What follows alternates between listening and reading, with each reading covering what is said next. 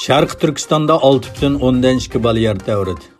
Rossiya Palla Akademiyasi Birlashma Geofizika mulozimat organining 6 oy sayan tarmoqining sonliq ma'lumotlariga asosan Sharq Turkistonning poytaxti Urumchi Buloqtog' rayoni atrofida 6,2 bal yer tevrigan. Texi buzg'unchilik va ziyon to'g'risida hech qanday ma'lumot berilmadi.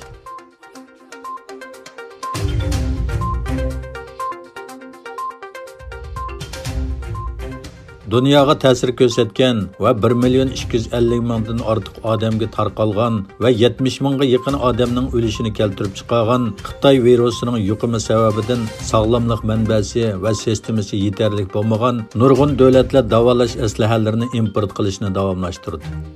Bo'libmi Xitoydan import qilingan Angliya qatorliq nurg'un davlatlarda kamtik bo'lib chiqqan sinoq zapchastlarga munosabatli sadchiliklar yuz berdi. Angliya xabar agentligining xabar qilishicha, Xitoy virusining yuqumi Xitoydan kelgan tojisimon virus tekshirish asbobidan tepilgan. Shuning bilan bir vaqtda Luxemburgdagi bir shirkat buni tadqiq qilib oshkorlagan. Avstraliya yana Xitoydan import qilingan taxminan 800,000 yuqumlangan va kamtik niqobni qo'lga tushirgan.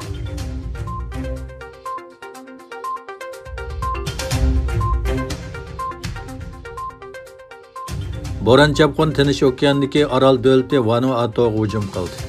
Bu orol Xitoy virusi azaldan ko'rilib boqmagan joylarning biri edi.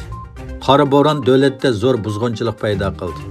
Yevro gazetining xabariga qaraganda, soatlik tezligi 235 kilometr bo'lgan bu bo'ronning yarim kechada eng yuqori saviyaga yetganligi, ammo hozirga qadar hayotidan ayrilgan va yaralanganlarning soni aniq emas.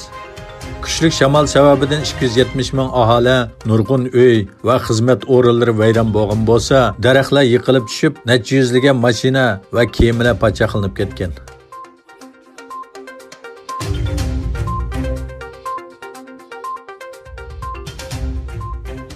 Birlashgan Davlatlar Tashkilotining bioximiyalik ko'p xillik ahdinomasining raisi Elizabet Mirima yangi tipdagi Wuhan virusi yuqumining birinchi o'rni ekanligi mo'ljallangan dunyo miqyosidagi yovvoyi hayvonlar bazalarini cheklashni talab qildi.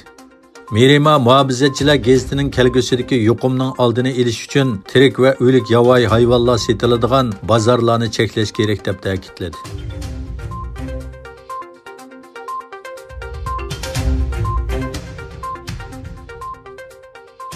Norvegiya Səhiyyə ministri Bent Høie o'zlarining davlatdagi Xitoy virusi COVID-19 ni kontrol qilganligini xabar qildi.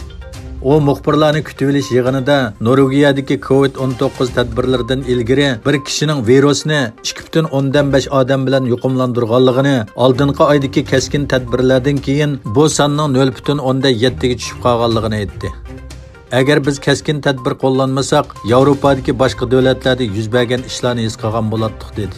Ondan başqa Daniya bosh ministri Mette Frederiksen yangi tipdagi Xitoy virusi COVID-19 yuqumiga qarshi turishning bir qismi sifatida taqalgan bolalar bog'chisi va boshlang'ich maktablarning 15 apreldan boshlab ochilganligini e'lon qildi.